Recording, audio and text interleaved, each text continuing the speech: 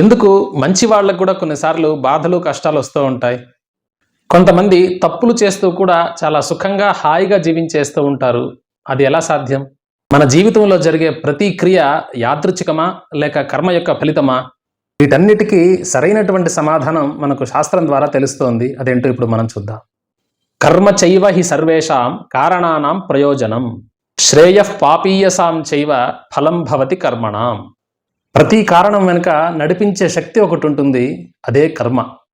ఆ కర్మకు సంబంధించినటువంటి ఫలితం కూడా ఆ కర్మ నుంచే పుడుతుంది. మన జీవితంలో మనం అనుభవించేటువంటి కష్టాలకు బాహ్యంగా ఎదుటివారు కారణంగా కనిపించినా దానికి సరైనటువంటి కారణం మనం చేసుకున్నటువంటి కర్మనే అని మనకు ఈ శ్లోకం ద్వారా తెలుస్తోంది. ప్రతి పనికి ప్రతి కష్టానికి కారణాలను మనం చూపెడుతూ ఉంటాము. ప్రతి కారణం వెనుక అసలు కారణం కర్మే అనేటువంటిది మనకు ఈ శ్లోకం ద్వారా అవగతమవుతోంది. మనకు కనపడేటువంటిది ప్రపంచం కాదు, మనం చేసుకున్నటువంటి కర్మల యొక్క ప్రతిబింబమే.